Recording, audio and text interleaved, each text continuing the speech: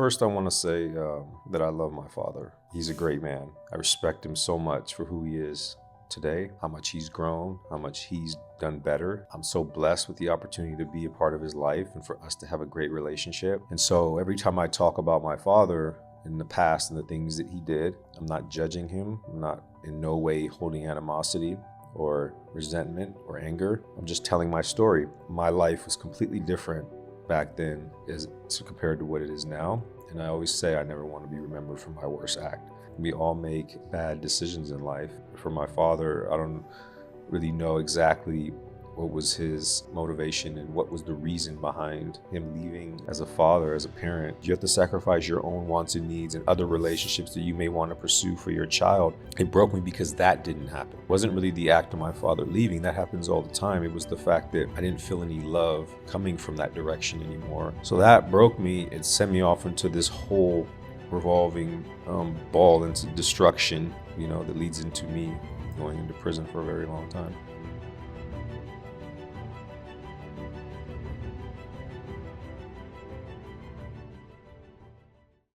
Carlos, I want to start with this quote from Frederick Douglass. It is easier to build strong children than to repair broken men. You spent your entire adult life preparing what was your wounded self. Before we dive in, what does this quote mean to you, especially now as you contemplate fatherhood? Yeah, that's a great one. Frederick Douglass. I love his teachings and his work. For me, the moment I heard it, I thought about a father, a man, raising his son and what that would look like.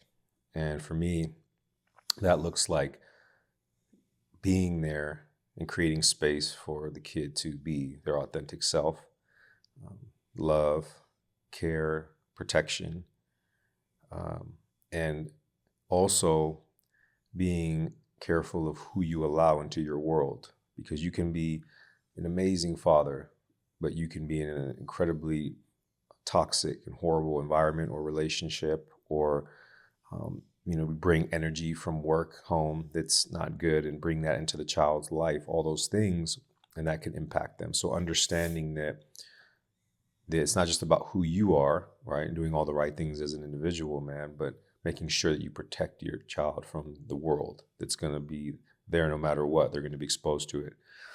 So being very careful of that, because if you do that early on, you set your child up for the best possibility of success and happiness and a good life. And it's not guaranteed, but it's always about like, what can we do to put the odds in our favor almost. And because if you don't do that early on and you become older and your child grows and they're damaged or they're broken or however you want to call it, it's so difficult to get out of that state. And I look at myself when I was a child, a picture that I have, and I just see innocence in his eyes. And then I looked at my life just maybe 6 years later, and my soul was like completely gone. Yeah. Right? And that quick. And it was so hard. It took me so much effort and hardship to go through to get back to who I am. All that. And I'm still repairing. Yeah. So, yeah, if you're going to have a kid, be serious about it. No, it's a huge commitment. It takes a tribe, it takes a lot of work, which is why I feel like for me, just speaking honestly, I've been more reluctant to go down that path because I know how much work it's going to require, and I know how much I need to be the best version of myself so I could be the best version for him or her. And so I take it seriously. Biggest decision I'll make in my life, probably. So I'm just treading with care, carefully treading and making sure that I'm ready. Right. So yeah. I think people should do that. Yeah, I respect that. All right. I want to start at the beginning. You were just a kid when your father left. Can you take us back to that moment when you were 12, 13 years old? Not just what happened, but what did that departure feel like to you as a young boy? And what story did you start telling yourself about who you were because he was gone? Yeah, I first want to say that I love my father. and he's a great man. I respect him so much for who he is today, how much he's grown, how much he's done better. I'm so blessed with the opportunity to be a part of his life and for us to have a great relationship. And so every time I talk about my father in the past and the things that he did, I'm not judging him. I'm not in no way holding animosity or resentment or anger. I'm just telling my story. Yeah. So I want to put that out there, not because I owe it to him, but because it's the right thing to do. It is the truth. And so my life was completely different back then as compared to what it is now. And I always say I never want to be remembered for my worst act. Of course. And I'm not going to just acknowledge my father for that. That's why I wanted to put that out there. But yeah, we all, and I do it too, and I've done it. We all make bad decisions in life. Everybody makes at least one. And for my father, I don't really know exactly what was his motivation and what was the reason behind him leaving. And it could have been a multitude of things. And I don't just believe one side of things, right? So I got to leave it open to be empathetic toward him. I don't know why he really left, honestly. So, but what it did to me was it. And that's what we're focusing on. It's just the impact it had on you as a child. Exactly. Yeah. I think that, it completely turned my life upside down. Yeah. You know, and it's going back to the beginning, just as a father, as a parent, just being there and taking it serious, doing everything you can to make it work. And even if it doesn't and it breaks, mend it back and try to make things right. So by my father leaving hurt a lot. It changed my whole life. But I think that if I can go back and put myself in his shoes, what I would do is I would still potentially have left, meaning if it wasn't working out between him and my mom or whatever, and it's that was toxic for us growing up in that, okay, we'll do it the right way. Get a divorce, but then also be present in my life. Make sure you're checking on me. Make sure you're there to support me, right? You're double time because you know the situation. And that's the sacrifice. You have to sacrifice your own wants and needs and other relationships that you may want to pursue for your child. And so it broke me because that didn't happen. Yeah. It wasn't really the act of my father leaving. That happens all the time. It was the fact that, I didn't feel any love coming from that direction anymore. And then my mother as well, because of her mental state. So that broke me. It sent me off into this whole revolving ball into destruction. And, that leads into me going into prison for a very long time. Yeah. When a father leaves, he doesn't just take himself. He often takes a boy's sense of worth, his blueprint for manhood, his understanding of what it means to show up. In the years that followed, how did that absence shape the choices you made?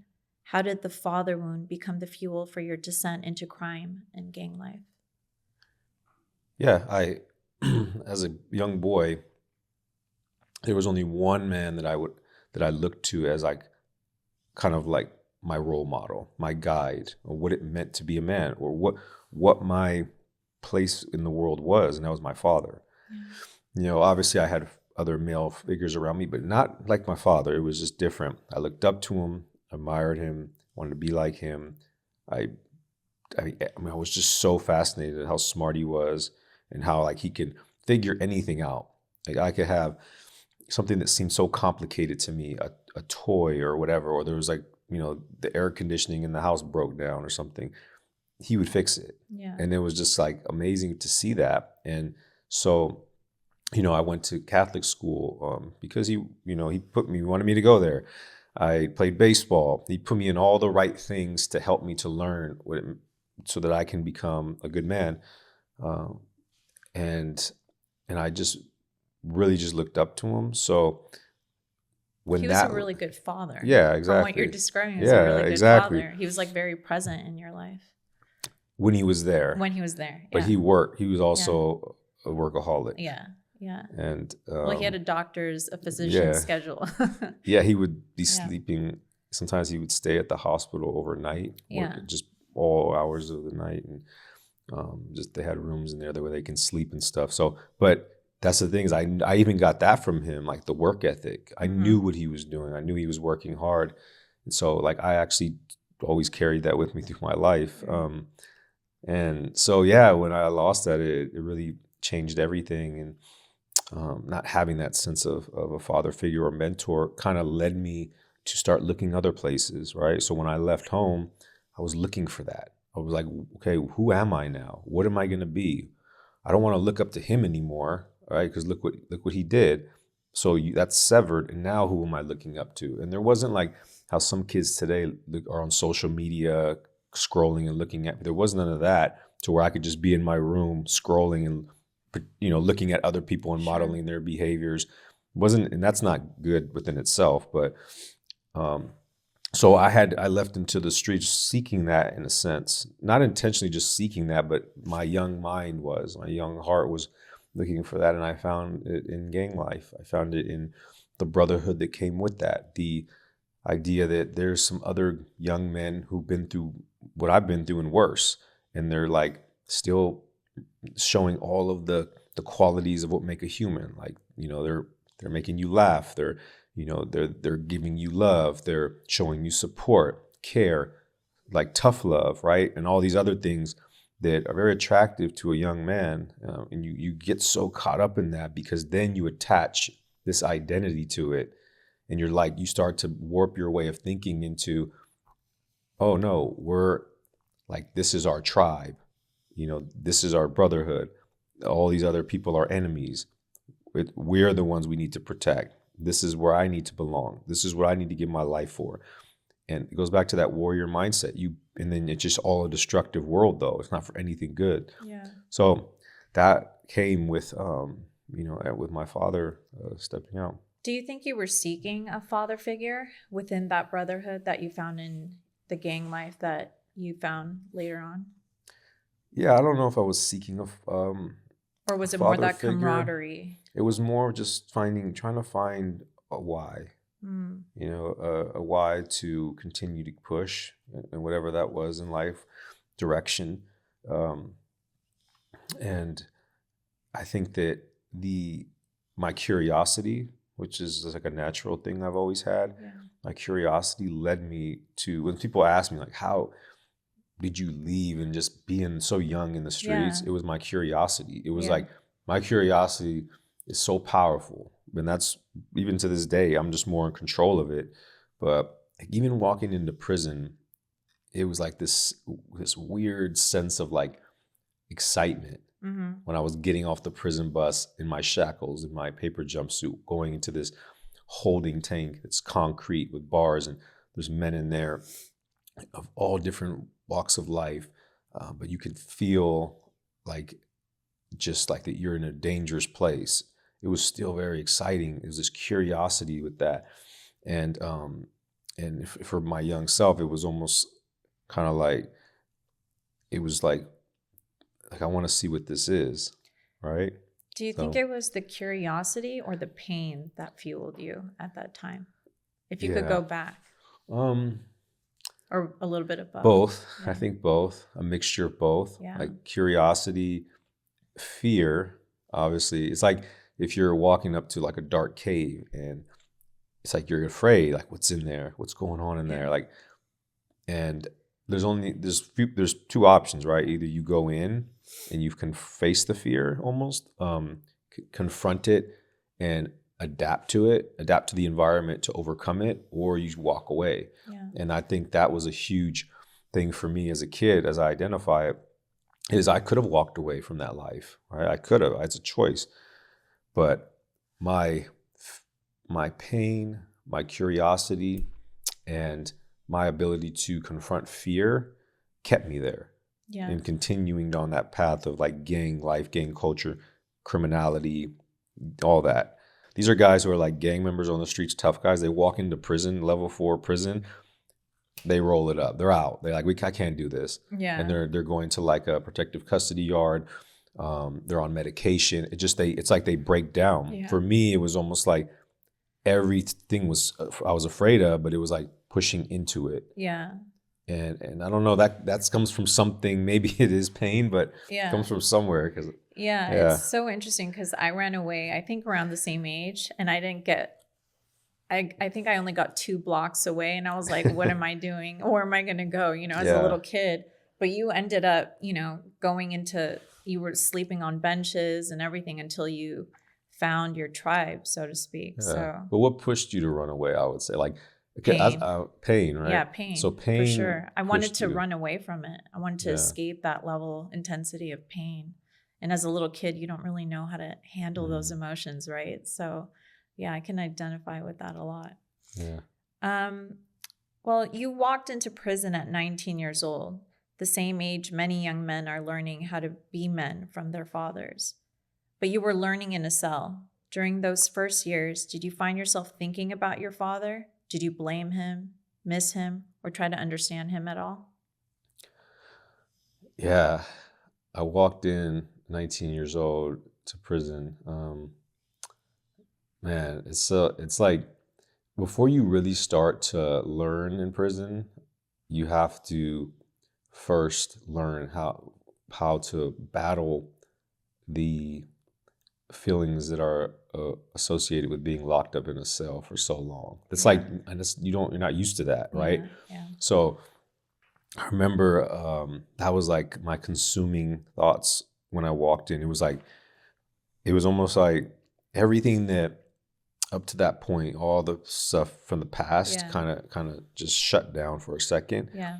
And I was just so in that moment in prison Yeah. because it was like hyper vigilance, like looking, learning, listening, understanding, listening to myself, like what's going on? I have to fight through this, right? Yeah. And then after you kind of like, alchemate into that world and you settle in, you start to reflect on the past and all of the things, including my father. Yeah. And I remember I was so like, Did you blame him? I didn't blame him. I just had a lot of like anger toward him. Anger. Yeah, I didn't blame him because there was so many people and situations and things that happened that led to me getting there. Right. That it wasn't just like him solely. It was a bunch of things. But I didn't really understand back then the significance of what he did to me, right? Yeah. The impact that he had. I wasn't that Yeah. educated to do that, like that connection. But no, I had anger, Yeah. a lot of anger, and I told him, I said, I never want to see him again. I didn't When care did you anything tell about him him. that? Well, I told him that to myself. Oh, okay. Yeah, I wasn't talking to him or anything. You I didn't weren't at that communicate. No, I was point. like, my thing was within myself. I told myself that I don't ever want to see him again. I don't care if I ever see him again. I don't care if anything happens to him. That was my mentality. And that was pain. Yeah. That was from pain. Yeah. And when you were in prison, I actually don't know the answer to this. When you first went to prison at 19, how long had it been since you had spoken or seen your father? Man.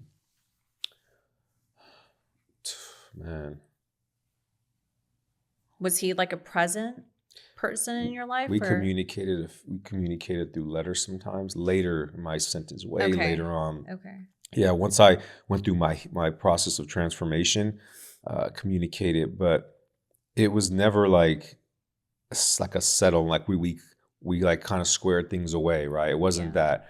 It was me having this plan to hopefully one day get out and go and see him face to face and talk to him. It was always that.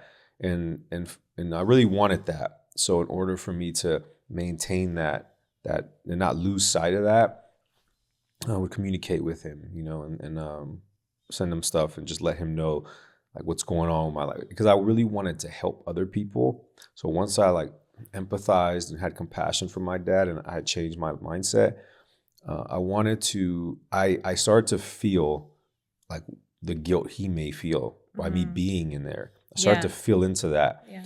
And I felt really bad. And so I would send him like things like, I forgive you and I'm doing good. Yeah. And I've educated myself. So you would actually write, I forgive you. Yeah. That's great. So this was part of your process of forgiveness. Yeah, like I said, I had when I got out of the solitary housing unit, I forgave my father after that, and I was hoping to get out and see who this new person was, and if this new person was somebody that I can build something with, a life or a connection, or maybe he's a jerk and maybe he's an asshole and he doesn't take accountability.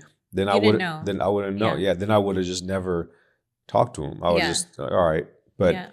I had this hope, and I felt like at the end of the day, even if him and I never connected again or talked again, I wanted him to know that like I've forgiven him and Mm-hmm. that I just wanted to make him proud. So I used to like tell him like, oh, I got my high school diploma. I Yeah. got my degree. I'm doing good. I've learned this. And because I just wanted to make him feel better. Yeah. You know what I mean? And so, um, yeah. And then luckily later, I was able to really connect with him and still see him today. Yeah, I've watched your relationship with him and it's so beautiful. I mean, you didn't forgive him. It doesn't seem like you forgave him to for the sake of forgiving him, but you did it more for yourself and that's allowed you to get really close to your father. Mm-hmm. Yeah. There's a moment in every man's journey where he has to decide, will I repeat the patterns of my father or will I break them? Mm. When did the universe present you with that moment? Was it after you were released? What was the catalyst that made you realize you had a choice in who you would become despite who he was or wasn't? Yeah. Yeah. It's a very interesting question. I'm a firm believer that, and I tell the kids this when I mentor them, the youth that come from like really harsh environments and stuff. I tell them that you can be the one to break the cycle. Mm-hmm. You could be the one to lead your legacy, your families, the people you love and care about. You could lead them in a different direction. You could be the one to do things different. And I knew that after I had changed my life that I wanted to do things different. Yeah. I was always like trying to like my family, and you've met many of them, but if for those of you that don't know, like my family is so different from me. It's like I'm like this adopted Yeah. older son that just came in the mix because You didn't grow up with them. no, they're Yeah. not like they're just very limited in their way of thinking, Yeah. and so And that's not their fault. yeah, it's not their fault. It's not their Yeah. fault at all. It's just I'm wired differently, so Yeah. uh, I knew that I would do something different. Yeah. I knew that I would be the one to make that shift, Yeah. right? Yeah. So knowing that, I know that I have to just make different decisions, and sometimes Right. it's like not being able to spend as much time with them Yeah. because I know that I can't allow myself to get caught up in that way of thinking. Like I have to Yeah. actively, maintain this state if I want to change the legacy of my Yeah. family and build a new life, and also build something that's going to help people, when we're gone. So Yeah. that's all about my mission. Yeah. But in terms of like making mistakes that my father made, yeah, I Yeah. made them, Yeah. and and I don't think we should be defined by mistakes. I've made mistakes, similar ones that like my father did, Yeah. and hurting people and, you know, and affecting people and probably breaking people's hearts and Yeah. stuff like that. I've made those mistakes as well. But the difference is like, I'm going to learn from that and I'm not going to do it again. Yeah. I'm going to learn from those situations and say, I'm going to do something different. I'm going to identify Yeah. where I went wrong Yeah. and fix that and Yeah. correct that. And so ultimately, yeah, I make some of the same probably choices and mistakes on a day to day that people in my family or my father did, but it's not going to be what defines me, Right. ultimately. Yeah. So yeah, It can be, but you choose for it not to could be. Yeah. And the reason why I ask these questions, I think it's so important for your audience to hear that a lot of times when we see our parents engage in certain behaviors, we're like, oh, we never want to be like our parents. But then subconsciously we start acting like them, right? Repeating it without even knowing. And then it's that what you just pointed out, having that awareness that you're like, Yeah. oh, I did this, but you know what? Today is another day and I'm going to choose to do better. And it's that shift. It's like, okay, that's where I'm going to start doing things different. And it's not blaming or you take accountability for yourself and you don't blame others and you just choose to show up differently. That's it. It can be as simple as that. Now, let's talk about the present.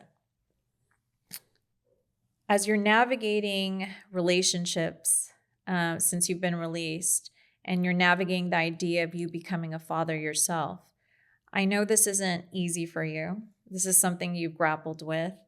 Can you be honest with our listeners about the fears, the doubts, and the inner battles you face when you think about having a child? What voices from the past still whisper in your ear? Yeah, it's definitely it's crazy because I never when I got out of prison and before I got out of prison, I never had this idea that I wanted to be like a father. Yeah. I didn't want that for like, even right out of prison. I wasn't like wanting to get, like some of my friends do, whether it's get married or have a kid, and just go and just build a family, which is beautiful. I never had that thought or feeling at all. Desire. Desire at all. It wasn't never that. And why is that? I think I just have, it's something, it's something inside me that just wants to give all my focus to my mission. Mm-hmm. And it's hard to explain what that is, but your calling. Yeah. Yeah. It's almost like nothing else matters but that, in a sense. And so the mission is like my life, and the people that come into my life that are connected to that mission are people that I have every day. Like you're obviously in my life, and but you're so a part of the mission. Like we met on basically doing the mission. We met. So it's like there's such a connection to that. And so it's just hard for, it's been hard, and that's why you say navigating the idea of fatherhood. It's been hard for me to imagine where like a child comes and fits into that mission for me. You know what I mean? Like everybody in my life, and the mission isn't a selfish thing that I want only, it's about me. The mission is like me understanding that I have this gift of second chance at life. You know what I mean? Like I wasn't supposed to be here, let alone have this life I have. And for me, I know that it was God that got me here. It was God's, whether it was his plan for me, whether it was, his mercy, forgiveness. Without God, I'm not here. Yeah. And I feel like inside of me, God wants me to just come out and help people and inspire people and build things and companies and systems and organizations to help people, to do good, to help those that may have come from where I come from see different. And it's hard for me to see a kid fit into that mix. Yeah. Right. But I'm starting to like look at it from, well, maybe, like there's something else there that I'm not identifying with a kid in my life. Maybe it'll do something for me to help me be better or live the legacy on, or maybe the biggest challenge of life, which is raising a child, right? Maybe that is something that needs to be done for me to even fulfill my mission further, even beyond what I'm doing. So it's like this thing of what's truly in my heart, and knowing that whatever I do has to come from here. It has to be aligned. It has to be aligned. Yeah. And so the idea of exploring it and thinking about it is like seeing if there will be that like connection. Yeah. And then that will ultimately allow me to make the decision. Do you think there's any fear behind that? And like, or any residue of the father wound? A couple years ago, I would say. Yeah. Maybe even a year ago. Yeah. For sure. But right now, today, no. I think, and I've worked hard working with Dan, and going through all these different things within myself to see if it's fear, right? And a part of it was still there. It was still some fear there, some fear residue there. Yeah. And I was able to work through that. Yeah. So now it's not fear anymore. Yeah. It's not a fear of like, oh, I'm going to be like my dad, or I'm going to fail, because I know I won't. If I become a father, I won't fail. Yeah. I already know that. Yeah. It's just, it's more of like, am I willing to step into this cave? Yeah. Because it'll involve some degree of sacrifice, right? Yeah. Yeah. It will. Yeah. And it's not, and you've said it, it's not always, just don't always focus on the negatives and the sacrifices. Start thinking about the beautifulness of it, the joy. What can come from it. From it. And so that is that navigation part that I'm working on now. And like anything else that I've ever done in life, every big decision I've ever made in life, I will know when it's time. Yeah. It just I don't know where it comes from. It just it'll pop it and and I commit. Yeah. So I think out there, if you're listening, You should definitely not feel rushed into anything. You shouldn't feel pressured into anything. You should make sure that you're ready, that you should be completely all in when you do make any decision, not kid, but any decision. Yeah. That's so important, right? And don't ever feel rushed. We live in a fast-paced world, but my good friend Wade, he tells me anytime somebody asks him, he's executive director of an amazing nonprofit. He says anytime he's faced with like a big decision, he says, I'll get back to you on that tomorrow. And he'll go meditate on it. Yeah. And you don't really do that in business and stuff. It's like they want to know now. But why? Like if they're like, oh, you need to tell me now or I'm taking the deal off the table, then you don't need that connect. You don't need that person. Right? You're not desperate. That person doesn't respect the value of you saying, I need a day. I need to go confide with my life partner. I need to go meditate on it. I need to think on this. Don't ever feel pressured. You deserve that because there's some choices in life that you make you can never take back. Yeah. And so make wise choices. Yeah, no, I respect that so much because man and woman like feel pressured by society to have children for this because everyone else is doing it, or this is the next step, because there's missing pieces in their life and they need to fill some sort of void. But we've talked about this ad nauseum, and there may, like you acknowledge, there may have been some residue there, but yeah, I agree. I think you've worked through that and it's just a matter of a feeling, right? And that's a different framework. Like you've talked about this throughout your episodes now. I've heard you speak on it, and you've told me you and Dan talk about your spiritual coach, about like just following your heart, what feels right, So I think that's important to highlight that that's where you're coming from. And I respect that a lot. Now, if you do become a father, what will be the one thing you will do differently than your father did?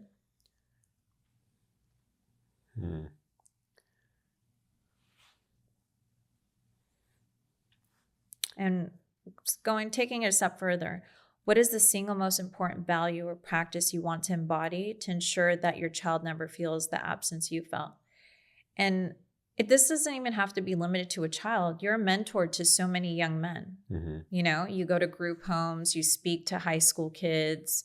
Our nonprofit Pathway to Purpose project, we're going to be working with kids in middle school. And you may not be their father biologically, but you do play some sort of significant fatherly role, mentor and whatnot. So what are values, qualities that you want potential fathers or current fathers to embody, and you think it's important given your experience in life?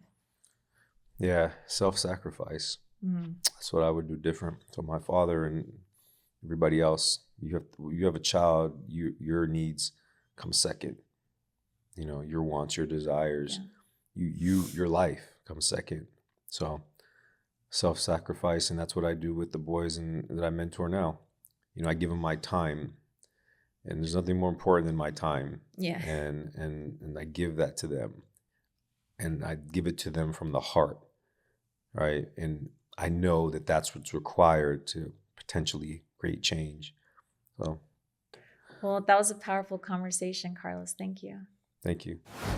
I just wanted to say thank you for listening all the way to the end of the episode. I wanted to just give a quick shout out to the sponsors for this podcast in terms of like them allowing us to use their space at Legendary Foods, at the Legendary Studios. I want to give a shout out to them for that. They're an amazing product. Also, I want to say that if you're interested in a free PDF version of my book, Warrior in the Garden, 7 Rules for Men, there'll be a link in the description that you can click to get that, as well as to sign up for our weekly newsletter. And I'm always giving new advice and new guidance to help you get through life's challenges, and always keeping you up to date on the new things that we're doing at How to Battle and my company. And so I just want to say thank you for being here and listening, and please remember to subscribe.